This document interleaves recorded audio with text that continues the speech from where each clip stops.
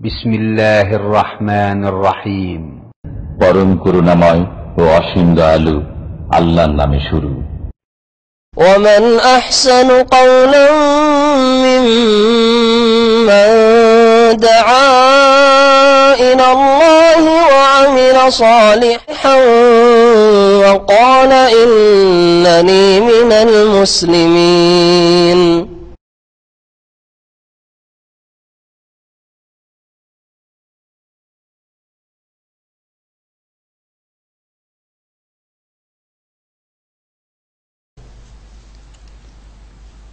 বিসমিল্লাহির রহমানির রহিম। আলহামদুলিল্লাহি রাব্বিল আলামিন ওয়াসসালাতু ওয়াসসালামু আলা সাইয়্যিদিল মুরসালিন নবিয়িনা মুহাম্মদ ওয়া আলা আলিহি ওয়া সাহবিহি আজমাইন। আম্মা বাদ।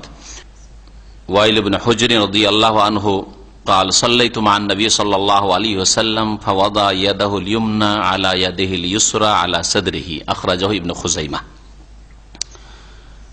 সম্মানিত ভাতৃমণ্ডলী, আল্লাহ পাক রব্বুল আলমিনের যাবতীয় প্রশংসা যে আল্লাহ পাক রব্বুল আলমিন আমাদের উপর সালাত 5 ওয়াক্ত ফরজ করেছেন এবং তার সাথে সাথে বেশ কিছু সালাত রয়েছে যেগুলি সুন্নাত, মুস্তাহাব, বিতর ইত্যাদি। আল্লাহ পাক রব্বুল আলমিনের সর্বোত্তম ইবাদত তাওহীদের পরে হচ্ছে 5 ওয়াক্ত সালাত। আর নফল সুন্নাত যতগুলি নামাজ রয়েছে সবচাইতে উত্তম নামাজ হচ্ছে রাতের নামাজ তাহাজ্জুদ, এবং তাহাজ্জুদের একটা অংশ হচ্ছে ভিতর। সালাত এবং সালাম নাযিল করেন নবী মুহাম্মদ রাসূলুল্লাহ সাল্লাল্লাহু আলাইহি সাল্লামের উপর, যার তরিকায় নামাজ পড়া প্রত্যেক মুসলিমের জন্য আবশ্যক। প্রত্যেক মুসলিমকে জানা উচিত যে রাসূলুল্লাহ সাল্লাল্লাহু আলাইহি সাল্লামের নামাজ সালাত কেমন ছিল। আমাদের সামনে একটি গুরুত্বপূর্ণ বিষয় রয়েছে, যে বিষয়টি নিয়ে অনেকে বাড়াবাড়ি করে থাকে আজকাল ইন্টারনেটে অথবা বিভিন্ন যে প্রচার মাধ্যমগুলি রয়েছে তাতে, যদিও বিষয়টি সুন্নতের বিষয়। সুন্নত মানে আমাদের কাছে কোনো হালকা বিষয় নয়, তবু ফরজ নয় সেটি, ফরজ ওয়াজিব নয় যে বড় গুনহার বিষয় হয়ে যাবে, সুন্নত বিষয়। কিন্তু সেই সুন্নত নিয়ে এত তারা বাড়াবাড়ি করেছে, যার ফলে এই বিষয়ে বিশেষ একটি আলোচনার প্রয়োজন বোধ করছি। সেটা হচ্ছে সালাত অবস্থায়, সালাতে দাঁড়ানো অবস্থায় হাত বাঁধা, সালাতে তেলাওয়াতের অবস্থায় অথবা কিয়াম অবস্থায় হাত বাঁধা সম্পর্কে। 2 হাত বাঁধবেন কোথায়? বুকের ওপর বাঁধবেন না নাভির নিচে বাঁধবেন? কোথায় হাত বাঁধবেন? নাকি হাত ছেড়ে নামাজ পড়বেন যেমন মালিকিরা পড়ে থাকে? প্রথম এই সম্পর্কে বলে দিই যে হাত বাঁধাই হচ্ছে সুন্নাত। হাত বাঁধা হচ্ছে সুন্নাত। নামাজের মধ্যে রুকুন আছে, যেগুলির কোনো একটি ছুটে গেলে বা ছেড়ে দিলে নামাজ হবে না। রুকুনও নয়, 14টি যে রুকুন রয়েছে। নামাজের বেশ কিছু ওয়াজিবাত রয়েছে 8টি, 14টি ছাড়া। যেগুলিকে ওয়াজিবাত বলা হয় সেগুলি অনিচ্ছাকৃত ভুলে গিয়ে ছুটে গেলে সাহসী যাদের ঘাটতি পূরণ করতে হবে, আর ইচ্ছা করে ছেড়ে দিলে নামাজ হবে না, বা যেই রাকাতের ওই ওয়াজিবটি ছুটেছে সে রাকাতটি হবে না। বাকি যতগুলি কথা এবং কাজ রয়েছে নামাজের মধ্যে সবগুলি হচ্ছে সুন্নাত। 14টি রুকুন আর কয়টি বললাম? 8টি হচ্ছে ওয়াজিবাত। 14 আর 8 22টি। 22টি কাজ বা কথা, বাচনিক ইবাদত বা কর্মগত ইবাদত, এই কাজগুলি ছাড়া বা কথা ছাড়া নামাজের মধ্যে বাকি যতগুলি কাজ রয়েছে আর কথা রয়েছে সবগুলি হচ্ছে সুন্নাত। তার মধ্যে একটি হচ্ছে হাত বাঁধা। হাত ছাড়া সুন্নত ছাড়লো, হাত বাঁধলো মানে সুন্নত আদায় করলো, ঠিক আছে না? তাহলে আসল হাত বাঁধাটাই হচ্ছে সুন্নতের বিষয়। এখন হাত বাঁধবেন কোথায়? নাভির নিচে না বুকের ওপর?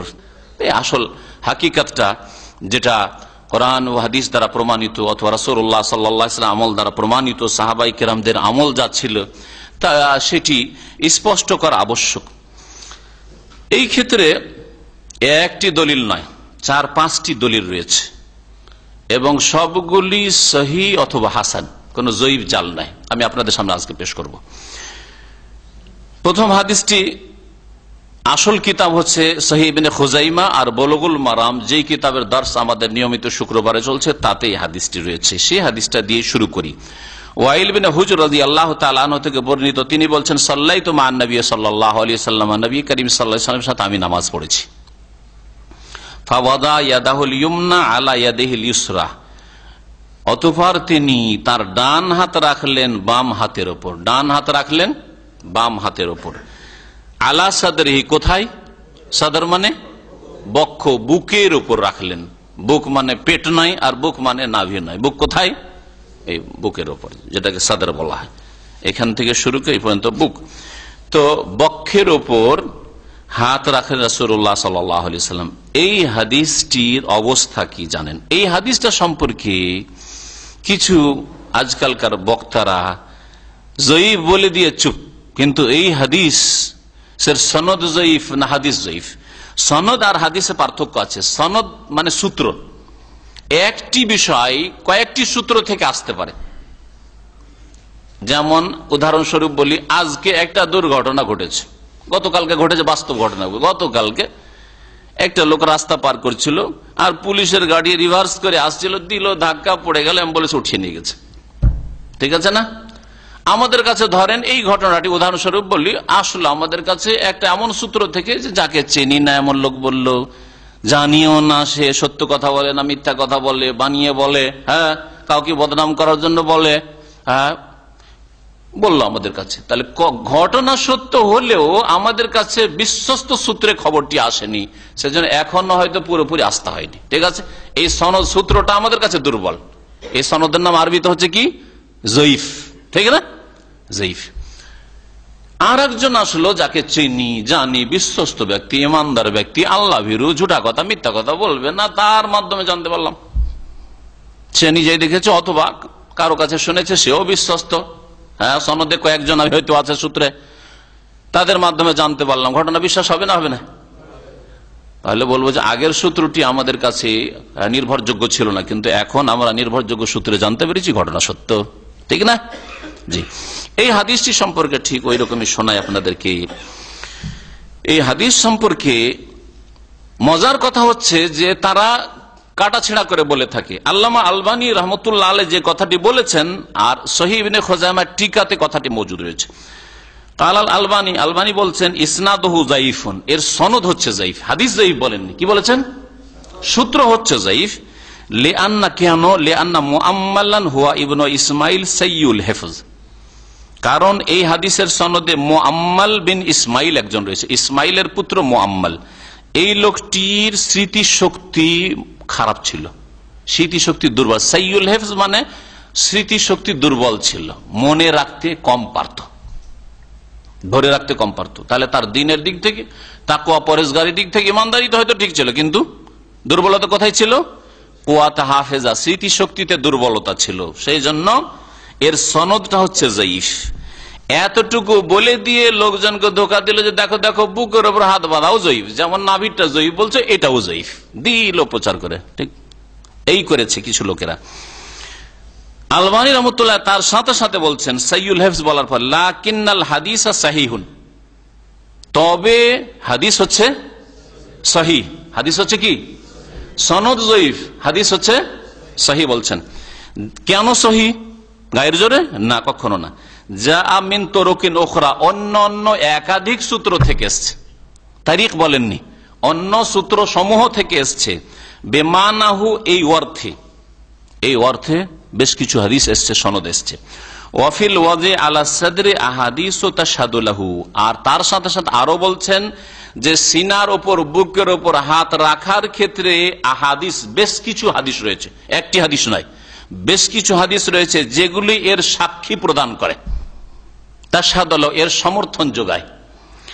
সহিহ ইবনে খুজাইমার প্রথম খণ্ড 243 পৃষ্ঠা এলেন হাদিস। তাহলে হাদিস কি? হাদিস সহিহ। আল হাদিসুস সানি, দ্বিতীয় হাদিস শোনেন। আন ইবনে মাসউদিন, আব্দুল্লাহ বিন মাসউদ রাদিয়াল্লাহু তাআলা আনহু থেকে বর্ণিত, আন্নাহু কানা ইউসাল্লি, তিনি নামাজ পড়ছিলেন। ফাওয়াদা ইয়াদাহুল ইউসরা আলাল ইউমনা, অতঃপর তিনি ফাওয়াদা ইয়াদাহুল ইউসরা আলাল ইউমনা, বাম হাত ডান হাতের উপর রেখে দিলেন। কিভাবে রেখেছিলেন? এরকম করে রেখে দিয়েছিলেন। হ্যাঁ, বাম হাত ডান হাতের উপর রেখে দেন। ফারাহুন নবী সাল্লাল্লাহু আলাইহি ওয়াসাল্লাম, নবী সাল্লাল্লাহু আলাইহি ওয়াসাল্লাম দেখতে পেলেন যে বাম হাত ডান হাতের উপর রেখে বসে আছে। ফাওয়াদা ইয়াদাহুল ইউমনা আলাল ইউসরা, তখন নবী সাল্লাল্লাহু আলাইহি ওয়াসাল্লাম তার ডান হাতটা নিয়ে বাম হাতের উপর রেখে দিলেন, শিখিয়ে দিলেন, বাস্তবে শিখিয়ে দিলেন। ডান হাত বাম হাতের ওপর রেখে দিলেন। কুলতু, আল্লামা নাসিরুদ্দিন আলবানী বলছেন ইসনাদুহু হাসান, এর সনদ হচ্ছে হাসান। কাযা কাল আল হাফিজ ইবনে হাজার, এইভাবেই বলেছেন হাফিজ ইবনে হাজার রাহমাতুল্লাহ আলাইহি, এর সনদ হচ্ছে হাসান মানে আমলযোগ্য। ওয়া হুয়া আলা শর্তে মুসলিম, আর এই হাদিসটি ইমাম মুসলিমের শর্ত মোতাবেক। কালান নবী নবী রাহমাতুল্লাহ বলছেন ইসনাদুহু সহিহুন আলা শর্তে মুসলিম। ইমাম ইবনে সাকান এই হাদিসটিকে তার সহিহ ইবনে সাকানে বর্ণনা করেছেন। এই যে হাতের ওপর হাত রাখলেন, হাত কতটা, হাত কতটা, এটা আরো হাদিসগুলি আসবে, সবগুলির পরে বলতে পারতাম, এখনই বলি হাত কোনখান থেকে কোনখান বলা হয়। হ্যাঁ, হাত শুধু এতটুকু, কি এতটুকুর নাম হাত নয়। হ্যাঁ, এটা হচ্ছে হাতের তলা, এইটুকু কাফ, এইটুকু হচ্ছে কাফ। আর হাত, হ্যাঁ গোটাটাই হাত, তার মধ্যে এটা হচ্ছে জেরা, জেরা হাত, এটাও হাত। হ্যাঁ, আল্লাহ পাক রব্বুল আলামিন হাত ওযুর ক্ষেত্রে, ধোয়ার ক্ষেত্রে বলেছে ফাগসিলু ওযুহাকুম ওয়া আইদিয়াকুম, তোমাদের হাতগুলি ধৌত করো। কোনখান পর্যন্ত? এলাল মারাফিকে, কনই সহ। এই মিরফাক হচ্ছে এই যে হাড় হাড্ডি যে রয়েছে, হ্যাঁ এইটা হচ্ছে, এটা সহ ধৌত করো। তাহলে এটাকে হাত আল্লাহ গণ্য করলেন না করলেন না, যে তোমাদের হাতগুলি ধৌত করো, হ্যাঁ কনই সহ। তাহলে এটা হচ্ছে হাত, হাতের ওপর হাত রাখলেন। এখানে একটি কথা বলে দিই যে হাতের ওপর হাত যদি ঠিকভাবে রাখা হয় তাহলে নাভির নিচে কখনো নামবে না।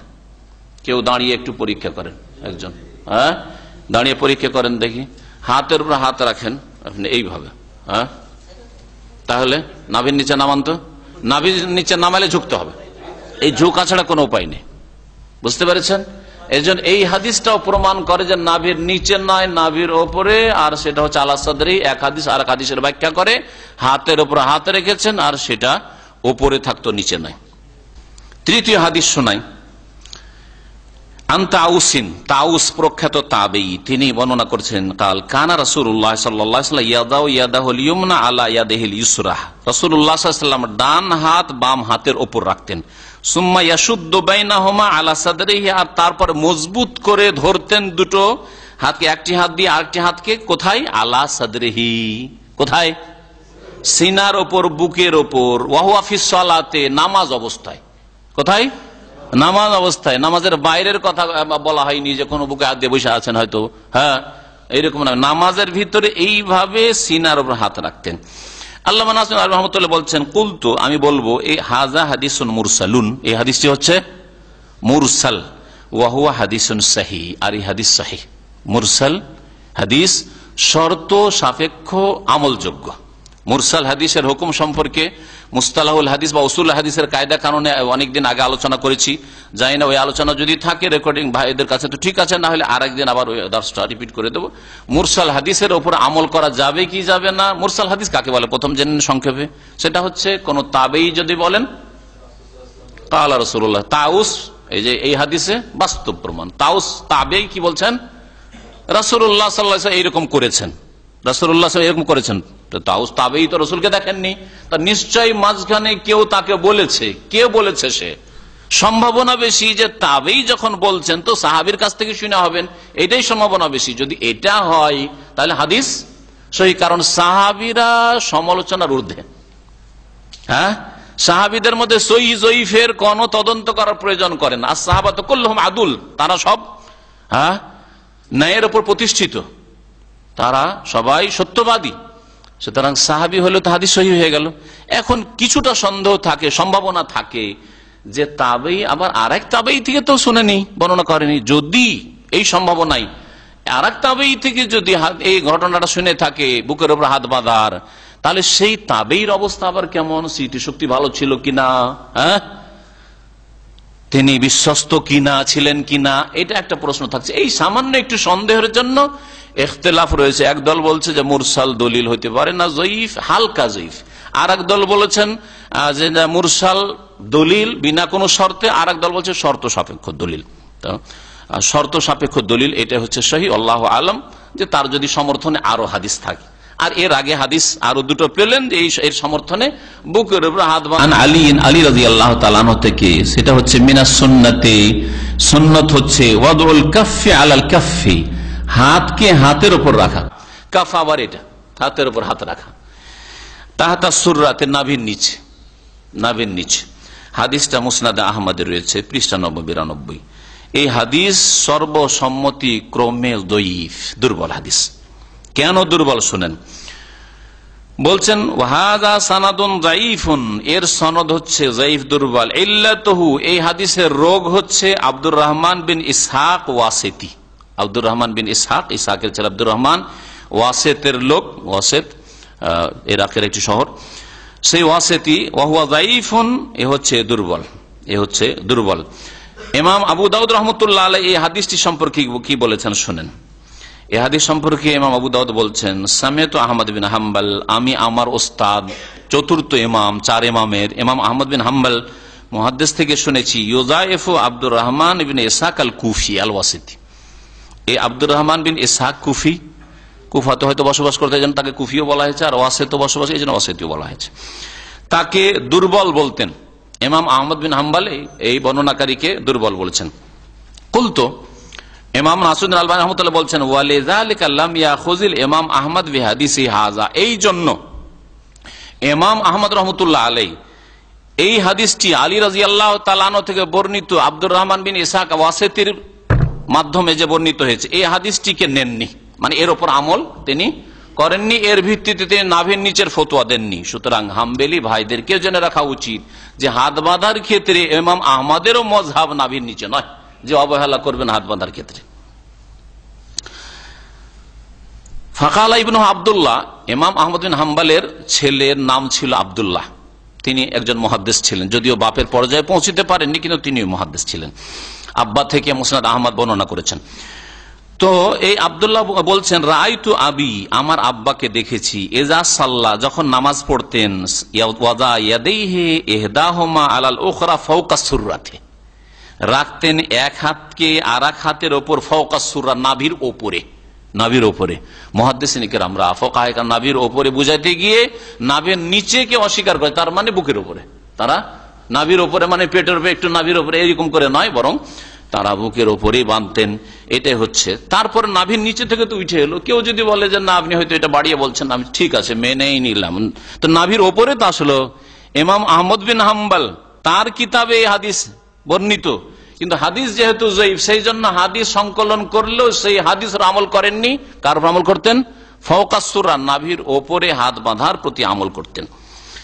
ইমাম নওয়াবী রহমতুল্লাহ আলাইহি তার প্রসিদ্ধ একটি ফিকহের কয়েক খণ্ডে কিতাব রয়েছে, বড় কিতাব আল মাজমু, মাজমু শারহুল মুহাজ্জাব, তার 3য় খণ্ড 313 পৃষ্ঠায় বলেছেন, ইত্তাফাকু আলা তাযঈফি হাযাল হাদিস, এই হাদিসটি নাভির নিচে হাত বাঁধার হাদিসটি সম্পর্কে মুহাদ্দিসিনে কেরামদের ইত্তেফাক রয়েছে, মানে ঐক্যমত রয়েছে, ইজমা রয়েছে।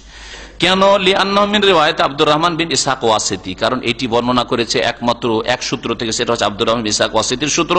ওয়া হুয়া যায়ীফুন বিইত্তিফাকি আইম্মাতিল জারহ ওয়াত তা'দিল, আর সে জারহ তা'দিল মানে সহিহ যঈফের বিশেষজ্ঞ আলেমদের কাছে সর্বসম্মতিক্রমে সে দুর্বল, সুতরাং হাদিস দুর্বল। ইমাম জাইলাই কিন্তু হানাফি মুহাদ্দিস, সুদানের মানুষ ছিলেন, আফ্রিকার মানুষ, মযহাবে তিনি হানাফি ছিলেন, হানাফি মুহাদ্দিস। তিনি কি বলেছেন নাভির নিচের হাদিস সম্পর্কে শুনুন ভালো করে, কমপক্ষে ঘরের কথা তো নেন, ঘরের মুহাদ্দিসদের কথা। ইমাম জাইলাই রাহমাতুল্লাহ আলাইহির কিতাব রয়েছে নাসবুর রায়া ফি তাখরিজ আহাদিসিল হিদায়াহ, হিদায়ার হাদিসগুলির সহিহ যঈফের তাখরিজের উপর তার কিতাব নাসবুর রায়া রয়েছে। তার প্রথম খণ্ড 314 পৃষ্ঠায় বলছেন যে ইমাম বাইহাকি বলেছেন তার মারিফা নামক কিতাবে, লা ইয়াসবুতু ইসনাদুহু, এর নাভির নিচের হাত বাঁধার হাদিসের সনদ সাবিত নয়, মানে সাব্যস্ত নয়। তাফারাদা বিহি আব্দুর রহমান বিন ইসহাক ওয়াসিতি, আব্দুর রহমান বিন ইসহাক ওয়াসিতি একাই বর্ণনা করেছেন, ওয়া হুয়া মাতরুকুন, আরো কড়া ভাষা উচ্চারণ করেছেন কে? ইমাম জাইলাই, হানাফি মুহাদ্দিস, তিনি বলছেন ওয়া হুয়া মাতরুক, যঈফের একবারে নিম্ন শ্রেণী হচ্ছে মাতরুক, মানে পরিত্যক্ত। সে মাতরুক মানে যাকে ছেড়ে দেওয়া হয়েছে, যাকে নেওয়াই হয়নি, যার হাদিসই নেওয়া হয়নি, মাতরুক, পরিত্যক্ত। ইমাম হাফেজ বিন হাজার রহমতুল্লাহ আলাইহি ফাথুল বারির 2য় খণ্ড 186 পৃষ্ঠায় বলছেন, হুয়া হাদিসুন যায়ীফুন, নাভির নিচের হাত বাঁধার হাদিস হচ্ছে দুর্বল হাদিস। আল্লামা নাসিরুদ্দিন আলবানী রাহমাতুল্লাহ আলাইহি নিজের পক্ষ থেকে কোনো কথা বললেন না, আর আগের আইম্মারা বলেছেন। হাফেজ বিন হাজারের জামানা হচ্ছে 9ম শতাব্দী, 852 ইন্তেকাল। ইমাম জাইলাইর জামানা ওই কাছাকাছি ওই যুগের দিকে আছে, তাহলে তারা অনেক আগের আইম্মায়ে কেরামরা বলেছেন এসব কথা। ইমাম আহমদ বিন হাম্বল তো 4 ইমামের যুগের, চার ইমামের চতুর্থ ইমাম, আর তিনি মুহাদ্দিস, 30,000 হাদিস মুসনাদ আহমদে তিনি সংকলন করছেন। আল্লামা নাসির আলবানী তারপরে মন্তব্য করতে গিয়ে বলছেন, অমিম্মা ইয়াদুল্লু আলা যাফিহি আন্নাহু রুহিয়া আন আলীন খিলাফা। বলছে হাদিসটা যে জয়ীফ এর আর একটা স্পষ্ট প্রমাণ শোনেন, যে আলী রাদিয়াল্লাহু তাআলা আনহুর আমলও এর বিপরীত ছিল। হ্যাঁ, আলী রাদিয়াল্লাহু তাআলা আনহু থেকে এর চাইতে ভালো সনদে বর্ণিত হয়েছে যে তিনি নাভির নিচে হাত বাঁধেননি। কিসে বেঁধেছেন? ওপরে হাত বেঁধেছেন। শুনেন এখন একটা হাদিস এখানে, সেটা হচ্ছে হাদিস ইবনে জারির আদ-দাব্বি আন আবিহি। জারির দাব্বি থেকে বর্ণনা করা হয়েছে, তিনি বলছেন রাআইতু আলিয়ান তাবেই, আমি আলী রাদিয়াল্লাহু তাআলা আনহুকে দেখেছি, ইউমসিকু শিমালাহু বিয়ামিনিহি আলা রুসদি ফাওকা সুররা, ধরতেন তিনি বাম হাতকে বেয়ামিনি ডান হাত দিয়ে, আলা রুসগে, রুস্ক হচ্ছে এটা মিফসাল, এটা হচ্ছে রুস্ক, এই জায়গাটা ধরতেন, ফাওকা সুররা, কোথায়? সুররা মানে হচ্ছে নাভি, নাভির ফাওক মানে কি? ওপরে, নাভির ওপরে ধরতেন তিনি, নাভির উপরে ধরতেন। কে? আলী রাদিয়াল্লাহু তাআলা, চতুর্থ খলিফা, যিনি বর্ণনা করেছেন নাভির নিচের হাদিস, তিনিও তার বিপরীত আমল করছেন। জি, হাদিস সম্পর্কে বলছেন যে এই হাদিস হাজা ইসনাদুন মুহতামিলুন লিতাহসিন, এই হাদিসটা হাসান হতে পারে। কে বলছেন? নাসির আলবানী। কত আমানতদারি, তিনি একটু বাড়ি বলে দিতে পারেন যে এটা হাসান হওয়ার সম্ভাবনাই রয়েছে, এটা মুহতামিল হাদিস, হাসান হওয়ার সম্ভাবনা রয়েছে। আর ইমাম বাইহাকি থেকে নকল করেছে, ইমাম বাইহাকি বলছেন আন্নাহু হাসান, হাদিসটি হচ্ছে হাসান। আলী রাদিয়াল্লাহু তাআলা নাভির ওপরে হাত বাঁধতেন, যিনি নাভির নিচের হাদিসও বর্ণনা করেছেন, এটি হচ্ছে হাদিস হাসান। পক্ষান্তর নাভির নিচের হাদিসটি হচ্ছে সর্বসম্মতিক্রমে যায়ীফ। তারপরে আলবানী সাহেব বলছেন, ওয়াল্লাযী সাহা আনহু সাল্লাল্লাহু আলাইহি ওয়াসাল্লাম ফি মাওদি ওয়াজিল ইয়াদাইন ইন্নামা হুয়া সাদরু, নবী করিম সাল্লাল্লাহু আলাইহি ওয়াসাল্লাম থেকে সহিহ সূত্রে যা প্রমাণিত হয়েছে দুই হাত রাখার ক্ষেত্রে, এই স্থানের ক্ষেত্রে, ইন্নামা হুয়া সাদরু, সেটা হচ্ছে সিনা, সেটা হচ্ছে বুক। ওয়া ফি যালিকা আহাদিসু কাসীরা, এই মর্মে বেশ অনেকগুলি হাদিস রয়েছে। আওরাদতুহা ফি তাখরিজে সিফাতিস সালাত, নামাজের পদ্ধতির, যে সালাত সম্পাদনের পদ্ধতিতে, সেই হাদিসগুলি বিস্তারিত আমি নিয়ে এসেছি। তাউস রহমতুল্লাহ আলাইহি যে প্রখ্যাত তাবেঈ, তার হাদিসটা তো একটু আগে শুনলেন, সেই হাদিসটাই কি আছে? সিনার শব্দ এসে, সুম্মা ইয়াশুদ্দু বাইনাহুমা আলা সাদরিহি ওয়া হুয়া ফিস সালাহ, নামাজের মধ্যে রাসূলুল্লাহ সাল্লাল্লাহু আলাইহি ওয়াসাল্লাম এক হাতকে আর এক হাত দিয়ে ধরে মজবুত করে ধরতেন। কোথায়? আলা সাদরিহি, সিনার ওপর, বুকের ওপর, নামাজের মধ্যে। আবু দাউদে হাদিসটি রয়েছে বিইসনাদিন সাহিহিন, আবু দাউদে আছে সনদ সহিহ। বলছেন ওয়া হুয়া ওয়া ইন কানা মুরসালান, যদিও হাদিসটি মুরসাল, ফাহুয়া হুজ্জাতুন ইনদা জামিল উলামা, সমস্ত ওলামাদের নিকট এই মুরসাল হাদিস হচ্ছে দলিল, আলা ইখতিলাফে মাযাহিবিম ফিল মুরসালি, যদিও মুরসাল সম্পর্কে তাদের মযহাবের ইখতিলাফ আছে, শর্ত সাপেক্ষ নেব না দলিল বিনা শর্তে মেনে নেব না মানব না, তিনটি মত আছে। কিন্তু এই হাদিসটি দলিল, এই হাদিসটি দলিল, কারণ এর সমর্থনে হাদিস রয়েছে, যেমন একটু আগে বললাম, লিআন্নাহু সাহিহুস সানাদ ইলাল মুরসাল, যে মুরসাল বর্ণনা করেছেন তাউস, তার পর্যন্ত সনদ সহি, এই মাঝখানে কোনো দুর্বলতা নেই। ওয়াকাদ জাআ মাওসুলান মিন তুরুক, আর বেশ কিছু সূত্র থেকে এই হাদিসটি একেবারে মুত্তাসিল এসেছে, নবী সাল্লাল্লাহু আলাইহি ওয়াসাল্লাম পর্যন্ত পৌঁছেছে, মুরসাল নয়।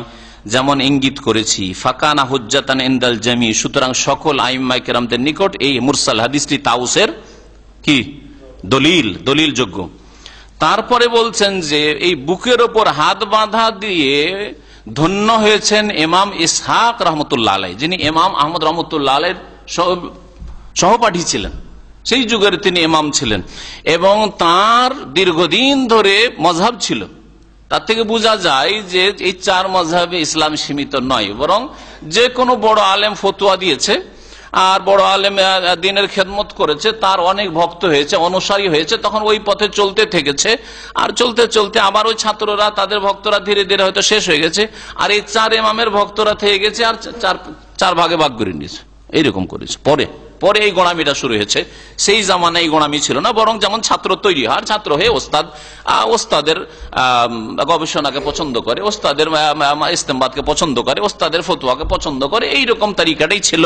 কিন্তু তাকলিদ অন্ধভাবে আবু হানিফাকে মানতে হবে, অথবা শাফিকে মানে শাফি হইতে হবে, ইমাম মালিককে মানে মালিকি হইতে হবে, ইমাম আহমদ বিন হাম্বলকে মানে হাম্বলি হইতে হবে, এটা সেই জামানাতে ৪র্থ শতাব্দী পর্যন্ত ছিল না, যেমন আল্লামা শাহ ওয়ালিউল্লাহ মুহাদ্দিস দেহলী রহমাতুল্লাহ বলছেন আল্লামা আলবানী রহমাতুল্লাহ ওয়া আসআদুন নাস বিহাযিহি সুন্নাতি সাহিহাতি আল ইমাম ইসহাক বিন রাহওয়াই।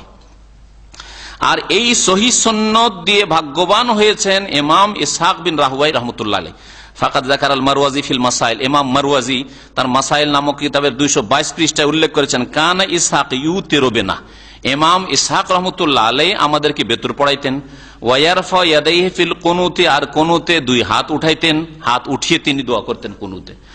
এটা ছিল তার আমল। ওয়ায়াকনুতু ক্বাবলা রুকু, আর রুকুর আগে কুনুত করতেন। রুকুর আগে পরে ইখতিলাফ রয়েছে, যাই হোক রুকুর আগেও হাদিস রয়েছে আর পরেও রয়েছে, কিন্তু তিনি করতেন কি, তার মাযহাব ছিল তিনি এটাকে সহি বলতেন, আর অনেক উলামাই এটাকে সহি বলেছেন যে রুকুর আগে আর হাত উঠাইতেন তিনি। ওয়ায়াদাউ ইয়াদাইহি আলা সাদিয়াইহি আও তাহতা সাদিয়াইনি, আর 2 হাত রাখতেন তার স্তনের, সাদি বলা স্তনকে, হ্যাঁ সাদর মানে হচ্ছে চেস্ট বুক, আর সাদি বলা হয় স্তনকে।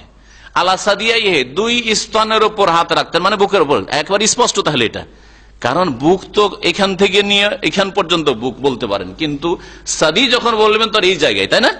তো সাদি 2 স্তনের ওপর, অথবা তাহাতা সাদিয়াইহি 2 স্তনের নিচে খানে হাতটা রাখতেন, এইখানে হাতটা রাখতেন, এইভাবে হাত রেখে নামাজ পড়তেন। এই সুন্নতের, সহিহ সুন্নতের উপর আমল করে ধন্য হয়েছেন কে বলছেন? হ্যাঁ, ইমাম ইসহাক রহমতুল্লাহ আলাইহি, যেটা নকল করেছেন আল্লামা আলবানী রহমতুল্লাহ আলাইহি। আলোচনা এখানে আমার বুকের উপর হাত বাঁধা সম্পর্কে শেষ হলো। আল্লাহ পাক রব্বুল আলামিন যেন কোরআন হাদিসের দলিল মোতাবেক কথা বলার তৌফিক দান করেন, আর যদি অনিচ্ছাকৃত ভুল ভ্রান্তি হয়ে যায় তো আল্লাহ যেন মাফ করে দেন। রব্বানা লা তুআখিযনা ইন নাসিনা আও আখতানা, আমাদের কাজ হচ্ছে চেষ্টা কর আল্লাহ, আর হক পর্যন্ত পৌঁছানো তোমার কাজ। আল্লাহ তুমি হক পর্যন্ত, সত্য পর্যন্ত, সহিহ সুন্নাত পর্যন্ত পৌঁছার তৌফিক দান করো। আর যদি আমাদের অনিচ্ছাকৃত ভুল হয়ে যায় অথবা ভুলে যায় তো তুমি আমাদের পকড়াও করিও না। রব্বানা লা তুআখিযনা ইন নাসিনা আও আখতানা, আল্লাহ যদি ভুলে যাই অথবা ভুল করে দিয়ে অনিচ্ছাকৃত, আল্লাহ তুমি পকড়াও করিও না। আর ইচ্ছা করেও যদি ভুল হয় তারপরেও তওবা করছি, আল্লাহ তুমি গুনাহ খাতা মাফ করে দাও। আল্লাহ তোমার রাসূলের সুন্নতের সাথে মহব্বত আমাদের অন্তরে পয়দা করে দাও। রাসূলের সুন্নাত মোতাবেক জীবনে প্রত্যেকটি ক্ষেত্রে জীবন যাপনের তৌফিক দান করো। সাল্লাল্লাহু আলা নবিয়িনা মুহাম্মদ ওয়া আলা আলিহি ওয়া সাহবিহি আজমাইন। আর তারপর ওপরে কোন জায়গায় তো আরেক হাদিস ব্যাখ্যা করে দিয়েছে, একটা না কয়েকটা হাদিস। সাদর বুকের হাত হাদিস পেলেন, সাদির হাত পেলেন। বেতন নামাজে দোয়া করা, কুনুত পড়া সুন্নাত, ওয়াজিব নয়। যারা ওয়াজিবের ফতোয়া দিয়েছে ভুল ফতোয়া, বরং সহি হচ্ছে সুন্নাত। আর সুন্নাত মানে মাঝে মধ্যে নবী সাল্লাল্লাহু আলাইহি ওয়াসাল্লাম ছেড়েছেন। সুতরাং এই জন্য হারমানি শরীফানে মক্কায় যদি 30 দিন তারাবি পড়েন, দেখবেন যে 2 দিন 3 দিন তো ছাড়ে, 2 দিন 3 দিন ছাড়ে। আমি গত রমজান অথবা তার আগে রমজানে মক্কায় 14 রমজান ছিলাম, তো দেখি যেই দিন আমি তারাবি নসিব হয়েছে সেই দিনে আর কোন হইল না, কোনো অসুবিধা নেই। মাঝে মাঝে ছাড়াটাই সুন্নাত, কারণ এটা সুন্নাত, যাতে করে মানুষ বুঝে এটা ওয়াজিব নয়, ঘাটতি হলো না, বরং এটাই ঠিক। যে এইসব কিতাবে আকিদার কিতাব পড়ছি, আহলে সুন্নাত ওয়াল জামাত, আহলে সুন্নাত ওয়াল জামাত পড়ছি, কিন্তু আমাদের দেশে আবার এর সাথে আহলে হাদিস নামটা এসছে। এই জন্য এসছে যে আহলে সুন্নাত ওয়াল জামাতের নামটা ভারত, বাংলাদেশ, পাকিস্তানে গিয়ে অন্যরা নিয়ে নিয়েছে। এখন বোঝা মুশকিল যে কোন মার্কা আহলে সুন্নাত, বিদাতি আহলে সুন্নাত ওয়াল জামাত না সুন্নতি আহলে সুন্নাত ওয়াল জামাত, বোঝা মুশকিল। এই জন্য একটা নতুন নাম সেখানকার উলামায়ে কেরামরা নিয়েছে, যে আমরা নিজেকে চিহ্নিত করার জন্য, বোঝানোর জন্য যে আমরা ওই কবর মাজার পূজা করা আহলে সুন্নাত নয়, যারা নাম নিয়েছে কিন্তু কাজ তাদের আহলে সুন্নাতের কাজ নয়, বরং আমরা আহলে সুন্নাত ওয়াল জামাত, সেই আহলে সুন্নাত ওয়াল জামাত যারা আহলে হাদিস নিজেদেরকে বলে থাকি, কোরআন এবং হাদিসের অনুসারী। এই জন্য তারা এই নামটি ব্যবহার করেছে। কথা বুঝতে পেরেছেন? কারণ আরো খুলে বলি, প্রথম ভারতে শুরু হয়েছে, আর তারপরে বাংলাদেশ, পাকিস্তান গেছে। ভারতে আহমদ রেজা খানের অনুসারী বেরেলভি রেজভিরা নিজেদেরকে আহলে সুন্নাত ওয়াল জামাত বলে, এবং তারা এর সাথে সাথে আরো বলে সংক্ষেপে নিজেদেরকে সুন্নি বলে, মানে যারা কবর মাজার পূজা করবে তারাই হচ্ছে সুন্নি, আর বাকি যতগুলি আছে, দেওবন্দি হোক আর জামাত ইসলামী হোক আর তবলিগ হোক আর আহলে হাদিস, সবগুলি হচ্ছে ওয়াহাবি। তাদের কাছে দুটোই ভাগ আছে। জাহেল মূর্খদেরকে আর তাদের মৌলভী মোল্লাদেরকে জিজ্ঞেস করে দেখবেন, সুন্নি আর ওয়াহাবি দুটা ভাগ। ওয়াহাবি কে? যে মিলাদ করে না, যে কবর মাজারে যায় না, চাদর চড়ায় না, ফুল চড়ে না, যে কবরে আজান দেয় না ইত্যাদি, কবর, এক কথায় কবর মাজার পূজারি নয়, বেরেলভি রেজভি নয়, তারা সবগুলি হচ্ছে, এরা হচ্ছে ওয়াহাবি। এর ওয়াহাবির মধ্যে এই সবগুলি তাদের কাছে আসে। যাদের নাম বললাম, বুঝছেন না? তো আর ওরা হলো শুধু সুন্নি যারা সমস্ত শিরক বিদআত করে, ধর্মের নামে সমস্ত শিরক বিদআত করে, ওলাই হলো শুধু সুন্নি আহলে সুন্নাত। আর তাদের অফিসের নাম হচ্ছে আহলে সুন্নাত ওয়াল জামাত। যেখানে যেখানে ওদের অফিস আছে, আমি নিজেও দেখেছি যে লেখা আছে দফতর আহলে সুন্নাত ওয়াল জামাত, বা আহলে সুন্নাত ওয়াল জামাতের অফিস। কার অফিস? বেরেলবিদের অফিস, রেজবিদের অফিস। বাংলাদেশে আছে না এরকম আহলে সুন্নাত ওয়াল জামাত? তো এই জন্য এখন যদি আহলে হাদিসরা যারা কোরআন এবং হাদিস সরাসরি অনুসরণ করে, তারাও যদি আহলে সুন্নাত ওয়াল জামাত লিখে আর বলে যে আমরা আহলে সুন্নাত ওয়াল জামাত, তো ঝামেলা লেগে যাবে যে কোন আহলে সুন্নাত রে বাবা, এটা বেরলবি আহলে সুন্নাত ওয়াল জামাত না আর কোন আহলে সুন্নাত ওয়াল জামাত। সেই জন্য একটা নতুন নামের প্রয়োজন হয়েছে। এই প্রয়োজনের তাগিদে আহলে হাদিস নামটি এসছে। কিন্তু নাম থাকে আর গুণ যদি না থাকে তো এই নামের কোনো মূল্য নেই। আর অনেক সময় যদি গুণ থাকে আর নাম না থাকে তো কোনো যায় আসে না। আমার সংক্ষেপ কথায় আশা করি বুঝতে পারছেন যে আমার আকীদা হচ্ছে কোরআন হাদিসের আকীদা, ইবাদত হচ্ছে কোরআন হাদিস সম্বলিত ইবাদত, আর আখলাক চরিত্র আমি গঠনের চেষ্টা করছি, কোরআন এবং হাদিস মোতাবেক জীবন গড়ার চেষ্টা করছি। আমার নাম যদি আহলে হাদিস নাও রাখি, সালাফি নাও রাখি, আর এই তরিকার উপরে থাকি, তো ইনশাআল্লাহ তাআলা আমি হক পথে আছি। হ্যাঁ, বাস এই বাড়াবাড়ি করব না। আর কেউ যদি নাম পাক্কা আহলে হাদিস রাখে আর আহলে সুন্নাত ওয়াল জামাত, আর নামাজই ঠিক নেই বা বিদআত করে অথবা হারাম খায়, হারাম কাজ করে, হারামে লিপ্ত থাকে, হ্যাঁ, তা ভুল পথে চলে, রাসূলের তরিকায় না চলে, তো হাজার হাজার এইরকম সুন্দর নাম লাগালেও কোনো কাজে আসবে না। নাম কোন মানুষকে নাজাত দেবে না, নাজাত দেবে ঈমান এবং আমল, বিশ্বাস, আকীদা আর কর্ম। নাম যাই থাক না কেন, নাম যাই থাক না কেন। এই জন্য শারজা দুবাইয়ে একজন ভালো দায়ী থাকেন, আমি যখন দুবাই শারজা গেলাম গত বছরে, তো উনি এক আলোচনায় বলেছেন যে দেখো আমাদেরকে তো নানা নাম বিদাতিরা দিচ্ছে, কেউ বলছে যে আমেরিকার দালাল, কেউ বলছে ইহুদিদের দালাল, হ্যাঁ, কেউ বলছে আর কিছু কার এজেন্ট, এই সব মেলা কিছু বলছে, কেউ ওয়াহাবি বলছে, কেউ কি বলছে, যাই বলে, এমনকি যদি বলে যে ইহুদিদের আমরা এজেন্ট কিন্তু কোরআন হাদিসের পথে থাকি, তাহলে যথেষ্ট। কোরআন এবং হাদিসের অনুসরণ করি, আর নাম যদি দাও যে ইহুদিদের দালাল, তাতেও যায় আসে না, কোন ক্ষতি হইল? আপনার নাম দেওয়াতে দিকে আমার কাম খারাপ হবে? আমার কাম ঠিক আছে, আমার আকীদা আমল ঠিক আছে, রাসূলের তরিকা ছাড়া আমি কোন তরিকা বুঝি না। আপনি কি নাম দেবেন, গাল দেন, দেন, আপনার আমল খারাপ করছেন, আমার কি খারাপ করবেন আপনি? আমার কি খারাপ করবেন আপনি? বুঝতে পেরেছেন? আর যদি আমার নাম অত্যন্ত সুন্দর, সালাফি আর আহলে হাদিস আর একেবারে মোহাম্মদী, আর না ফরজ ঠিক আছে, 5 ওয়াক্ত ফরজ ঠিক নেই, না ফজর নামাজ ঠিক আছে, মুনাফিকি চরিত্র, না সুন্নত মোতাবেক জীবন যাপন, যদি খুব সুন্নত থাকে 2-3টা সুন্নত রফায় তিনি করলেন, আমিন জোরে বললেন, আর কি সাথে পা মিলালেন হয়তো, আর এই 2-4টা সুন্নত বিবাহের ক্ষেত্রে সুবহানাল্লাহ, যে বিদাত গুলি বিবাহের বিদাত বেরেলবিদের মধ্যে আছে সেগুলি আপনাদের মধ্যে আছে। বউ বসিয়ে টাকা ইনকাম করছেন, বউ বসিয়ে সবাইকে দেখাচ্ছেন, বউ দেখতে গোটা বংশধর সব পুরুষরা গিয়ে একটা বউ দেখে আসলো, অথচ নবী বলছেন যেই ছেলে বিয়ে করবে সে দেখবে। কোথায় আপনি আহলে হাদিস, কোথায় আপনি আহলে সুন্নাত ওয়াল জামাত? একটা উদাহরণই দিলাম। এইরকম ভাবে আসলে নামে কিছু যায় আসে না, আসল হচ্ছে কাজ। কাজটা যদি ঠিক থাকে তাহলে নাম দেন আর না দেন নাজাত পেয়ে যাবেন। আর নাম খুব সুন্দর যদি থাকে আর আকীদা আমল ঠিক না থাকে, কোনদিন নাজাত পাবেন না। এটা বিশ্বাস রাখতে হবে সব সময়। জি, তবে নামের সাথে যদি কাজ ঠিক হয় তাহলে ভালো কথা। নামও ঠিক আছে আর কাজ ঠিক আছে তো আলহামদুলিল্লাহ, যেমন নাম তেমন কাজ। আমার নাম মতিউর রহমান, মানে রহমানের অনুগত, আমি যদি রহমানের আনুগত্য করি তাহলে তো ভালো, কিন্তু মতিউর রহমান নাম আর নামাজ পড়েন না, তো লাভটা কি? হ্যাঁ, রহমানের অনুগত, রহমানের আনুগত আর নাফরমান ব্যক্তি, তো কোনো কাজে আসবে এই নাম? কোনো কাজে আসবে না। আব্দুল্লাহ আল্লাহর বান্দা, আর আব্দুল্লাহ ইবাদতি করেন আল্লাহর, তো এই নামে কি হবে? হবে কিছু? হাবিবুর রহমান আল্লাহ পাকের প্রিয়, রহমানের প্রিয়। আল্লাহ পাকের প্রিয় কোথায়? ও তো মাকজুবুর রহমান, যে নামাজ পড়ে না সে, হ্যাঁ, যে শিরক বিদআত করার হাবিবুর রহমান যুক্তিবাদী। কি করে ইয়ে হবে? আল্লাহ পাকের হাবিব হবে কি করে? আল্লাহ পাকের হাবিব হবে যদি শিরক আর বিদআত করে? তো একটা উদাহরণ দিলাম আমি, ওই ব্যক্তিকে হঠাৎ করে নামটা চলে আসলে, কিন্তু আসলে কোন ব্যক্তিকে উদ্দেশ্য করা উদ্দেশ্য না, উদ্দেশ্য হচ্ছে একটা উদাহরণ দেওয়া যে আপনার নাম হাবিবুর রহমান, আপনার নাম মহিবুর রহমান, কিন্তু আপনার আকীদা আমল বলছে না রহমানের আপনি প্রিয় নন, তাহলে কোনো কাজে আসবে না নাম।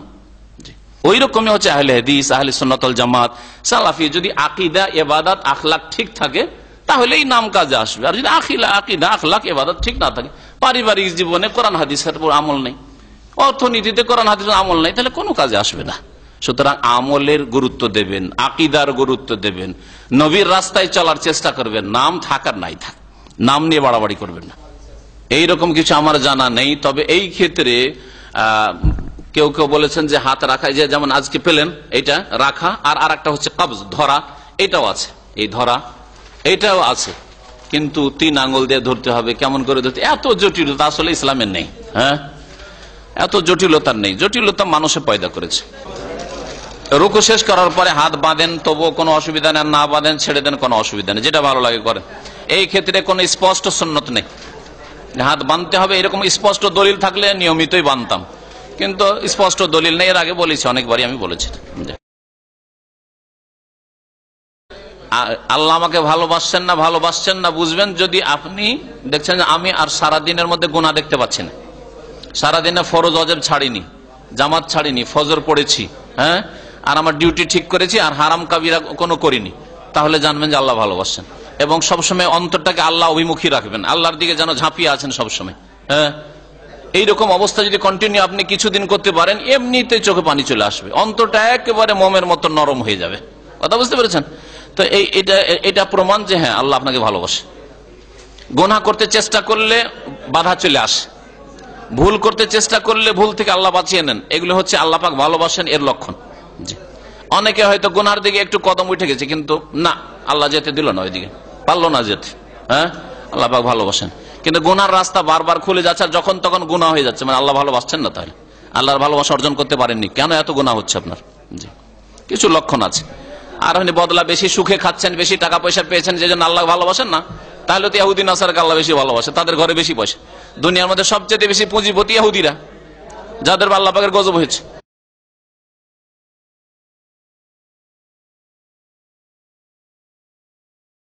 সাল্লাল্লাহু আলাইহি ওয়া সাল্লাম মুহাম্মদ ওয়া আলা আলিহি ওয়া সাহবিহি।